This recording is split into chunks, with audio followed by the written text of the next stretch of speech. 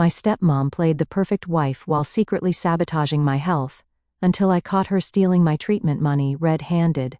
Hey, so I'm 16, pretty average I guess, except for this chronic illness that's been making my life a constant mess since I was a kid. It's always been me and my dad, Greg. My mom passed away when I was young, so he's been my rock ever since. He's the one taking me to all my doctor's appointments, making sure I have my meds, and just always being there when things get rough. We've been like this little team for as long as I can remember, and honestly, I couldn't ask for a better dad. Life was actually kind of okay, even with all the medical stuff going on. I mean, it wasn't perfect. I'd miss a bunch of school or get stuck in the hospital for a week here and there, but I always knew that my dad had my back. Then, a few months ago, everything changed. Dad met this woman at work, Samantha. She came into our lives like some sort of whirlwind. And at first, I thought it was cool. I mean, my dad's been through a lot, and he deserved to be happy, right? When he first introduced me to her, I didn't really know what to expect. It was just us for so long that the idea of someone new coming in was kind of weird. But Samantha seemed all right at first. She was friendly, like she made an effort. She'd bring over snacks or these little gifts, like she was trying really hard to make a good impression. One time, she was all, "Hey, Evan, how about we have a game night?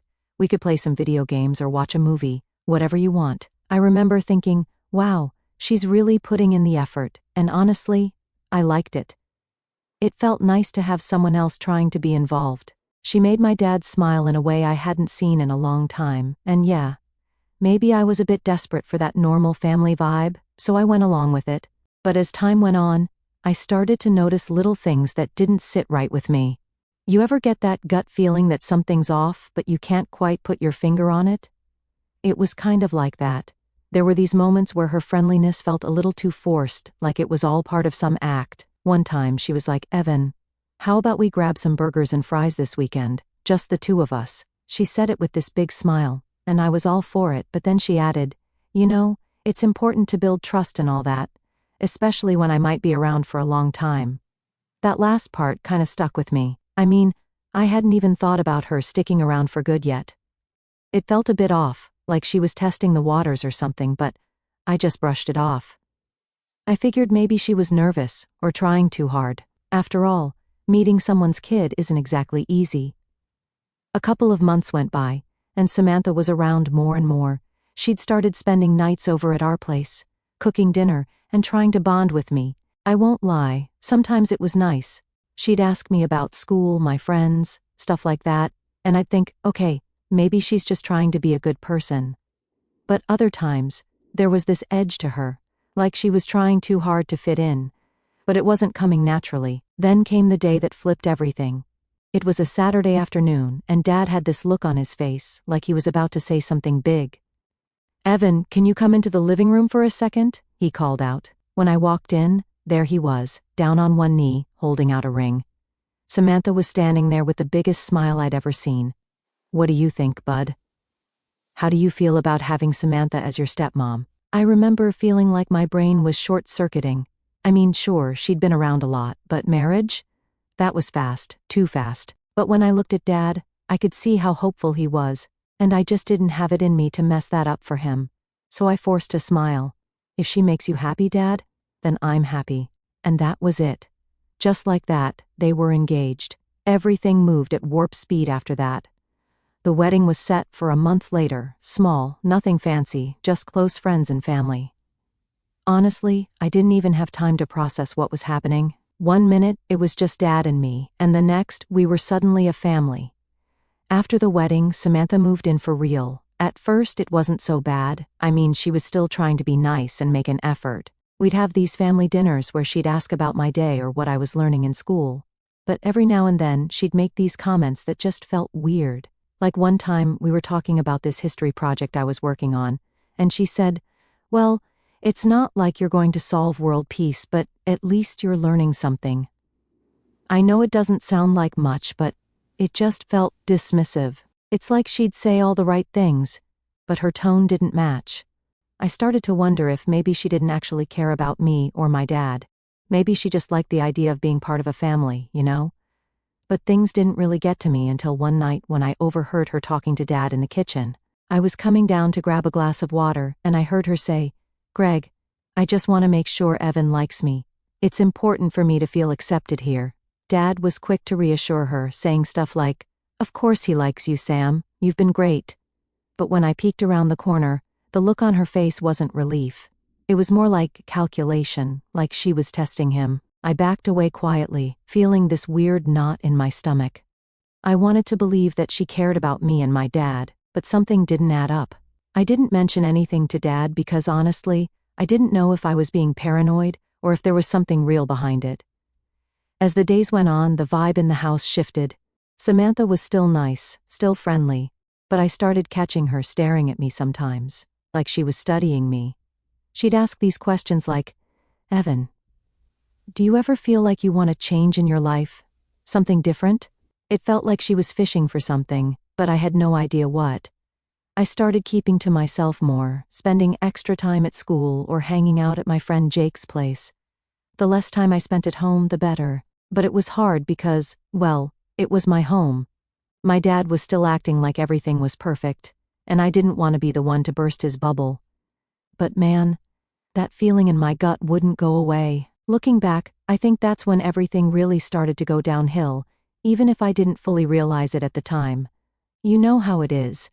Sometimes you don't see the red flags until they're staring you right in the face. So it's been a few months since the wedding, and things should have felt like they were settling down, right? But the truth is, something wasn't sitting right with me. I tried pushing it to the back of my mind, convincing myself that I was just adjusting to all the changes, but it felt like the more time passed, the more weird stuff started to happen. Samantha, my new stepmom, had fully moved in, and I was doing my best to make it work. I'd go along with the family dinners, answer her questions about school, try to act interested when she asked me about my friends or hobbies. But even when she was trying to be all friendly and supportive, there was this vibe that I just couldn't shake. It was like she was playing a role, like everything she said was scripted to sound nice. But it didn't feel real. One night we were sitting at dinner, me, Dad, and Samantha, and she started asking me about college plans. "Evan, have you thought about what you want to do after high school? Any colleges on your radar?" she asked, smiling like she genuinely cared. I told her, "Yeah, I've been thinking about IT or computer science." She nodded, but then her smile got kind of tight. "That's great, but, college is expensive. It's a big decision." I felt a little weird when she said that. I mean, yeah, I know college is expensive, but the way she said it was like she was trying to hint at something. Dad jumped in though, all excited, saying, "We'll figure it out, Evan. Don't worry about the money." Samantha smiled again, but it didn't reach her eyes. "Of course we will," she said, but her voice had this edge to it. I couldn't tell if it was just me being paranoid or if there was really something off. A couple of weeks later, I started noticing Samantha was around a lot more. Like she was always there, no matter what time I got home. I mean, yeah, she lives with us now, but it was like she was constantly hovering, watching everything. One afternoon I came back from Jake's house, and she was sitting at the kitchen table, flipping through some bills. When she saw me, she smiled again, that tight, forced smile, and said, "Oh, Evan, there you are. I was just talking to your dad about our budget. Things are a little tighter than we thought." I just nodded and went to grab a snack, but I could feel her eyes on me the whole time. I tried not to let it bug me, but it felt like she was trying to size me up. Later that night, I heard her talking to Dad in their room. I wasn't eavesdropping, not at first anyway. But when I walked past their door, I caught part of their conversation. "Greg, we need to be practical. Evan's medical bills are piling up, and we're not exactly rolling in cash," Samantha was saying. My dad's voice was quieter, like he was trying to calm her down. "He's my son, Sam. I'll find a way to make it work. We'll manage." There was a pause, and then I heard her sigh, all dramatic. "I just want to make sure we're not sinking ourselves financially over this." I felt like I got sucker punched. I knew my medical stuff wasn't cheap. I'm not an idiot. But hearing her talk about it like I was some kind of financial burden stung. I mean, she's supposed to be my stepmom, right? Shouldn't she be more worried about me getting better instead of how much it costs? Things got even weirder a few days later. I woke up in the middle of the night with this intense pain in my stomach. It was like everything inside me was on fire. I stumbled out of bed, trying to make it to the bathroom, but I ended up collapsing in the hallway. "Dad, help!" I shouted, my voice cracking from the pain. Dad came running, and for a second I felt relieved, like he was going to make everything okay. But then Samantha showed up behind him, looking half asleep and kind of irritated. "What's going on?" she asked, rubbing her eyes like I'd just woken her up for nothing. "It hurts, Dad. I think something's really wrong," I managed to say, clutching my side. Dad looked worried, but Samantha just crossed her arms. "Greg, maybe we should wait it out. You know how dramatic teenagers can be," she said so casually, like I was faking or something. I saw Dad's face, and he hesitated for a split second, like he was actually considering what she said. I felt this wave of panic because I needed help, and fast. "No, we're going to the hospital," Dad finally said, scooping me up and rushing me to the car. I looked over his shoulder and saw Samantha's face. She wasn't scared or worried. She looked annoyed, like my pain was just some inconvenience to her. It was like she was mad that I was taking up Dad's time or something. At the hospital, while the doctors were checking me out, I could hear Dad and Samantha arguing just outside my room. "Greg, these bills are going to be through the roof.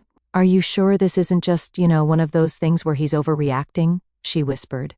I could hear my dad's frustration. "Samantha, our son is in pain. It's not an overreaction. We're doing this." When she said our son, I should have felt relieved, right? Like she was trying to include me or something. But the way she said it was so forced. It didn't sound like she meant it at all. I was lying there, hooked up to all these monitors and IVs, and I couldn't shake the feeling that everything was about to go downhill. It was like a storm brewing, and I was stuck right in the middle of it. The doctors ran some tests and adjusted my medication, and eventually, the pain started to fade. But the feeling of unease stuck with me. After they discharged me, we drove back home, and the car ride was dead silent. Dad kept glancing at me through the rearview mirror, and I could tell he was worried, but Samantha just stared out the window, her expression completely blank. When we got home, she immediately went to the kitchen, like nothing had happened. "I'll make tea," she said, but her tone was cold. Dad helped me to my room, and for a moment I thought maybe he'd talk to me about what happened, ask how I was feeling or something. But instead, he just gave me a quick, "Get some rest, buddy," and went downstairs. I lay there in bed, staring at the ceiling. I couldn't stop thinking about the way Samantha looked at me in the hospital, like I was some kind of inconvenience. It felt like I was being pushed to the sidelines in my own home, and the worst part was, I didn't know how to talk to Dad about it. I mean, what was I supposed to say? "Hey Dad, I think your new wife doesn't actually care about me." That's not exactly a fun conversation to have. That night, I tried to sleep, but my mind kept racing. I kept replaying the way Samantha's face looked, so cold, so detached. It didn't make sense. I'd been trying so hard to get along with her, to make this whole family thing work, and it was like she was determined to make me feel like an outsider. The next morning, things were back to normal. Samantha acted like nothing had happened, making breakfast and chatting with Dad like we were the perfect little family.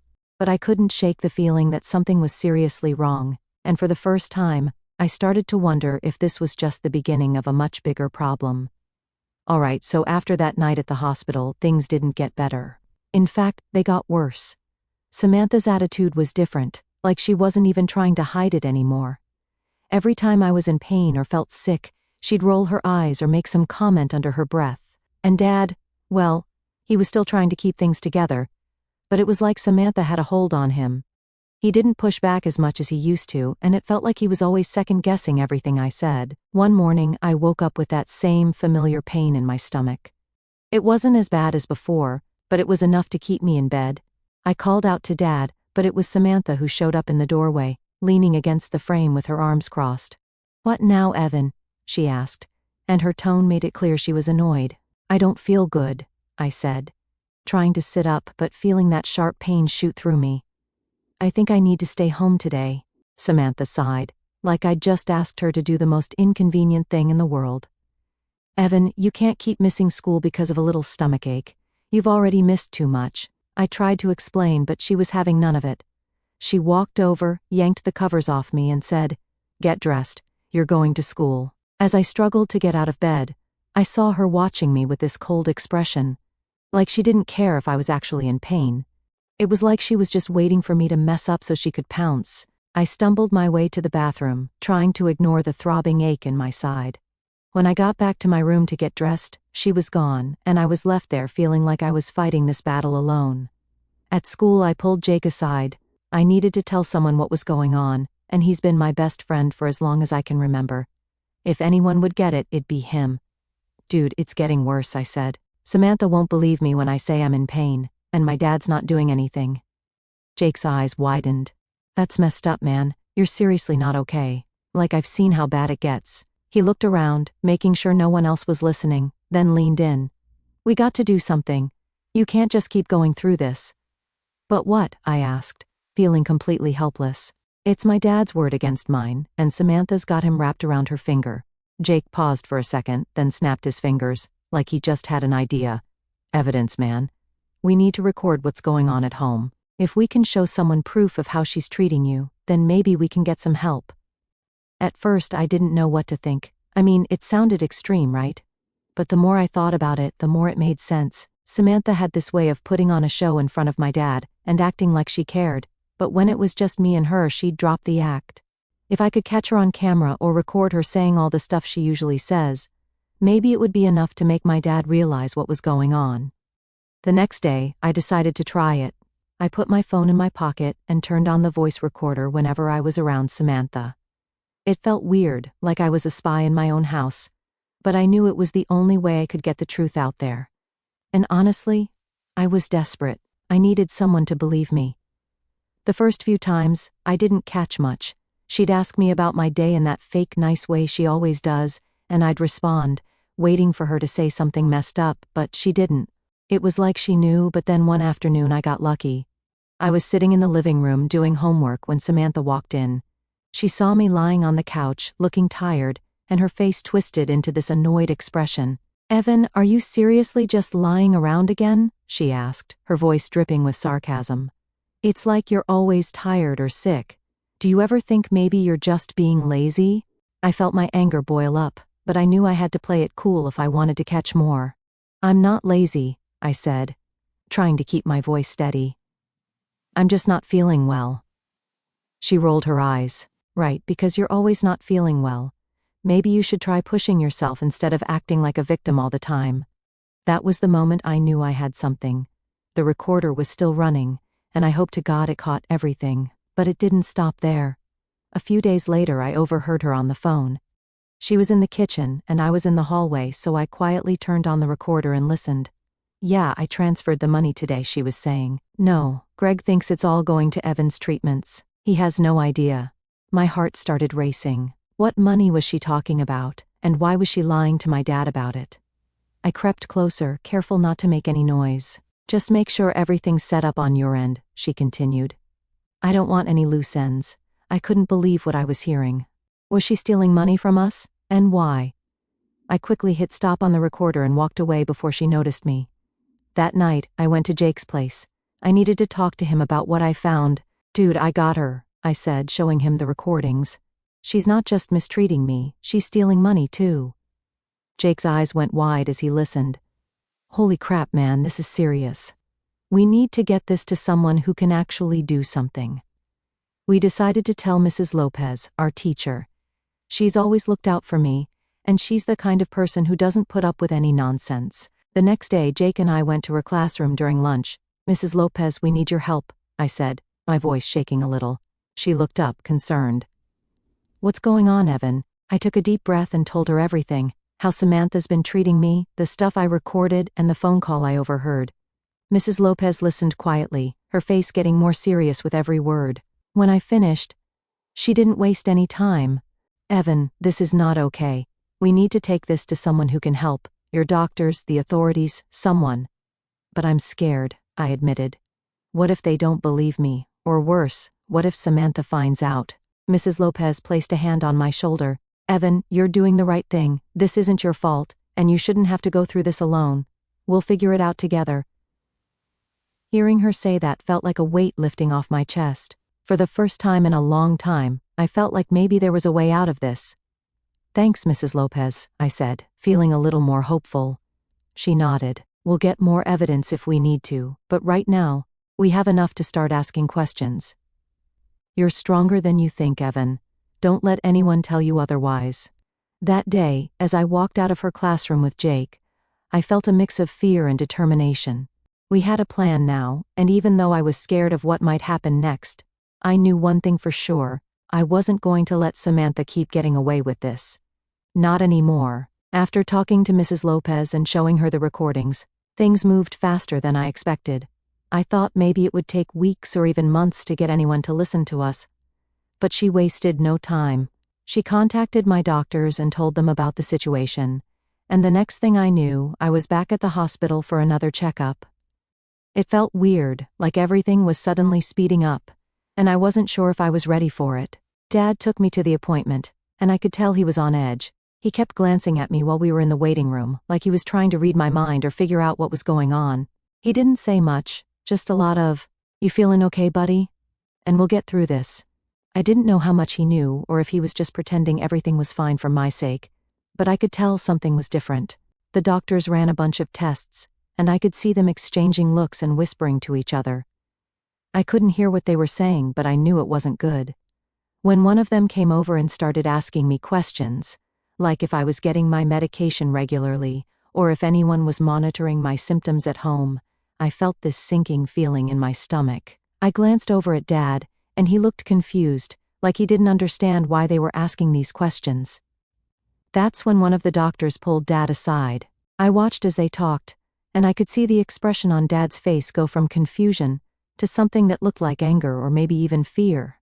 He kept shaking his head, and I could tell he was arguing back, but the doctor stayed calm, just nodding and speaking quietly. I couldn't make out what they were saying, but it was clear they were serious.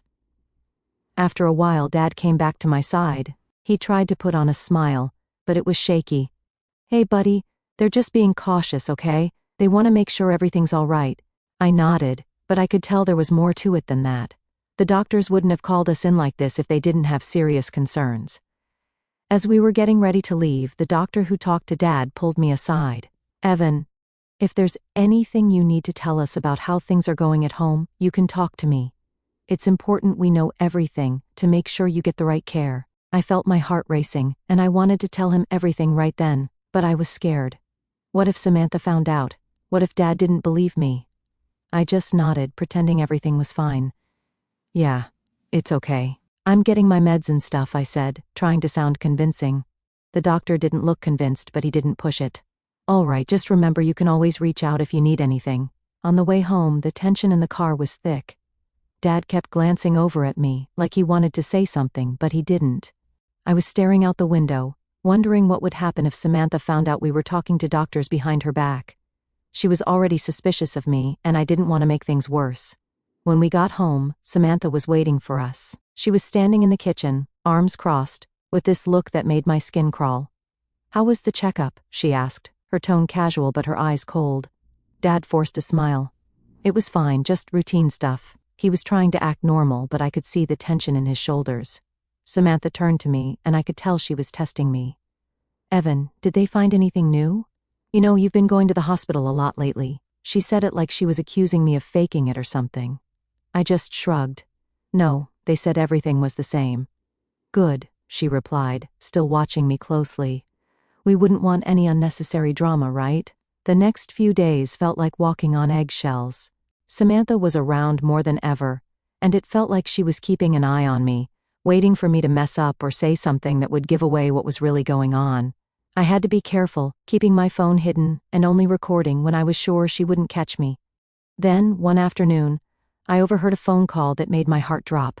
I was supposed to be napping in my room, but I heard Samantha's voice from downstairs, so I quietly opened my door and crept to the top of the stairs. She was on the phone, her voice low and serious. "Yes, I know. No, he's fine, just stubborn as always. Greg's clueless, but that's how I want it." I felt my stomach twist. She was talking about me and Dad, and it wasn't in a good way. I fumbled to pull out my phone, hitting the record button as fast as I could. "Just keep things quiet for now," she continued. "I've moved more money today, another $4,000. He thinks it's all for Evan's treatments, but if all goes well, he won't find out until it's too late." I pressed my back against the wall, my heart pounding so hard I was sure she could hear it. She was stealing money, and she was planning something, but I didn't know what.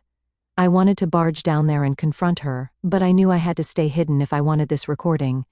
This was the proof I needed, something that would show my dad the truth. When the call ended, I quickly moved back to my room, making sure I didn't make any noise. I felt like a spy or something, sneaking around my own house. I replayed the recording a few times, and it was all there. Her voice, clear as day, talking about the money and how she was tricking Dad. This was it. This was the evidence we needed. The next day, I showed the recording to Jake and Mrs. Lopez at school. They listened, and I could see the anger on their faces as they heard Samantha's voice. "This is exactly what we needed," Mrs. Lopez said, her voice steady but firm. "We're going to take this to the authorities, Evan. You've been through enough." "Yeah, man, this is messed up," Jake added. "We got to make sure she doesn't get away with it." But I was scared. I mean, yeah, we had the evidence now, but what if it wasn't enough? What if Samantha found out and managed to talk her way out of it? I'd seen how she could put on a show and make herself look like the perfect stepmom whenever Dad was around. What if she did the same thing to the authorities? Mrs. Lopez must have seen the worry on my face because she said, "Evan, you've done everything right. We'll make sure this gets handled. You're not alone in this." Hearing her say that made me feel a little better, but there was still a part of me that was terrified.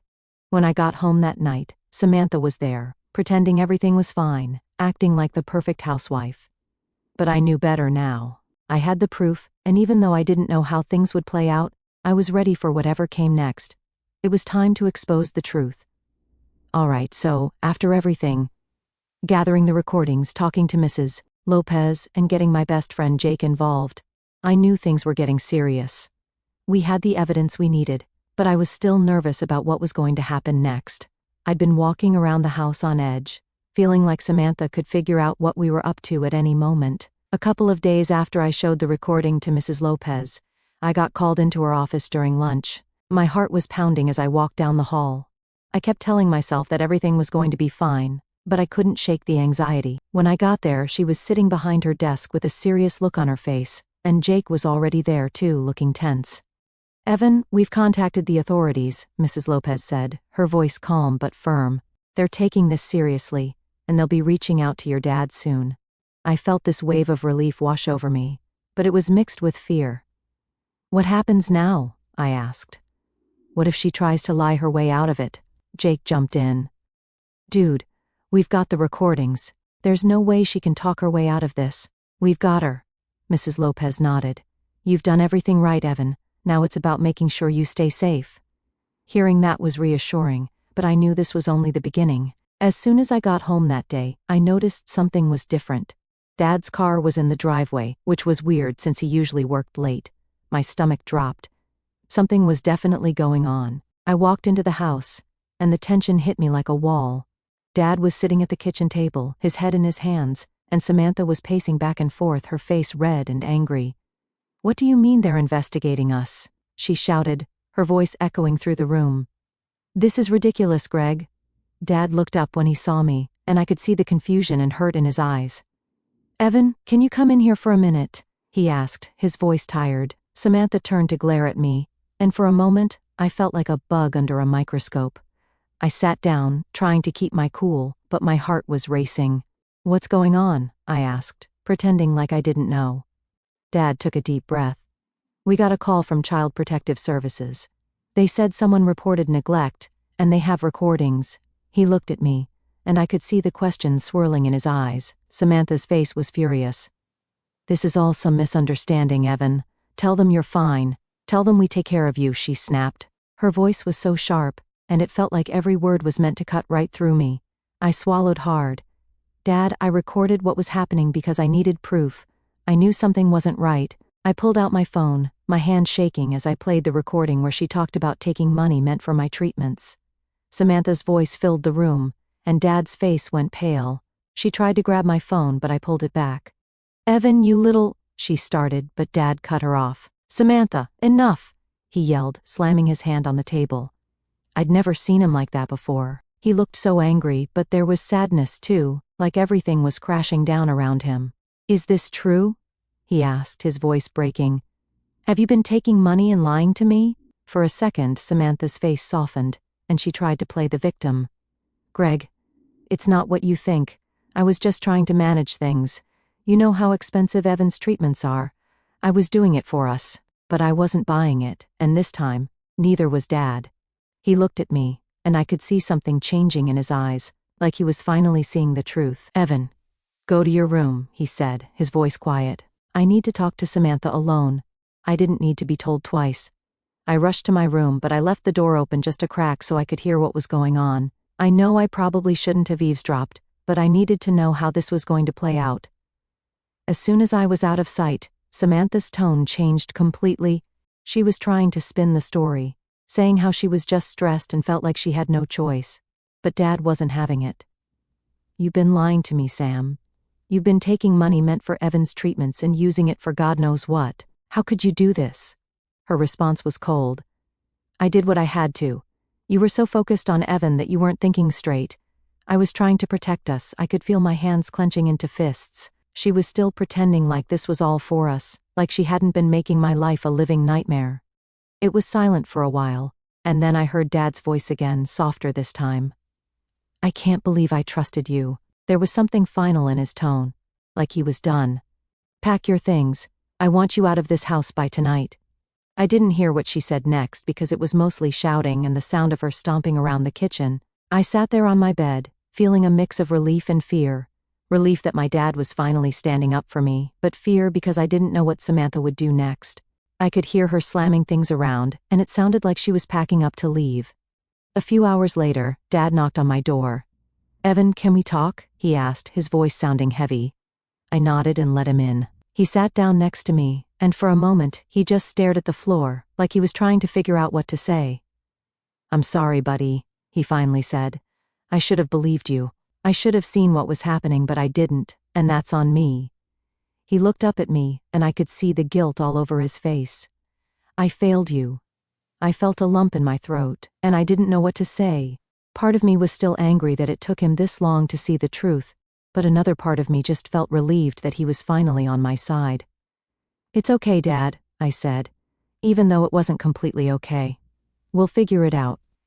He nodded, and for the first time in what felt like forever, I saw a small, genuine smile on his face. "Yeah, we will." Later that night, I watched from my bedroom window as Samantha drove off, her car packed with bags. Part of me felt a little sorry for her, but mostly, I felt relieved. It was like a weight had been lifted off my shoulders. For the first time, it felt like things might actually get better. Dad and I sat down that night and talked for hours. We went over everything, how things had been since Samantha moved in, all the stuff I'd been feeling but was too scared to say.